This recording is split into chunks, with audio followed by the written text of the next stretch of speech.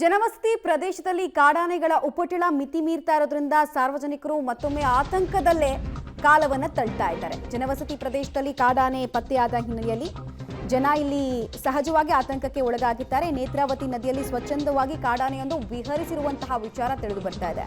ಮಂಗಳೂರು ಬೆಂಗಳೂರು ಹೆದ್ದಾರಿ ಪಕ್ಕದ ನದಿಯಲ್ಲಿ ಆನೆಯ ವಿಹಾರವನ್ನು ಕಂಡಂತಹ ಜನ ಆತಂಕದಲ್ಲೇ ಕಾಲ ಕಳೀತಾ ಇದ್ದಾರೆ. ಉಪ್ಪಿನಂಗಡಿ ಸಮೀಪದ ಬೆದ್ರೋಡಿ ಎಂಬಲ್ಲಿ ಸಲಗ ಪತ್ತೆ ಆಗಿರೋದ್ರಿಂದ ಜನ ಭಯಭೀತರಾಗಿದ್ದಾರೆ ಹಾಗೂ ಅರಣ್ಯ ಇಲಾಖೆ ಸಿಬ್ಬಂದಿಗಳಿಗೆ ಇನ್ಫಾರ್ಮ್ ಮಾಡಿದ್ದಾರೆ. ಪದೇ ಪದೇ ಪಶ್ಚಿಮ ಘಟ್ಟದ ತಪ್ಪಲಲ್ಲಿ ಈ ರೀತಿ ಒಂಟಿ ಸಲಗ ಪತ್ತೆ ಆಗ್ತಾ ಇರೋದ್ರಿಂದ ಜನ ಆಚೆ ಓಡಾಡೋದಕ್ಕೂ ಕೂಡ 100 ಸಲ ಯೋಚನೆ ಮಾಡೋ ರೀತಿ ಆಗಿದೆ.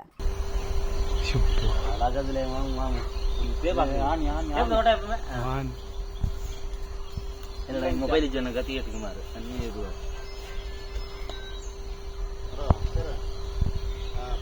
ನಂಬರ್ ಮೂರು ಆನೆ ದಿನೇಶ್ವರ ಇಲ್ಲದಲ್ಪ ಪ್ಲೇಟ್ ಮಲ್ಲವ್ ಒಂಜಿ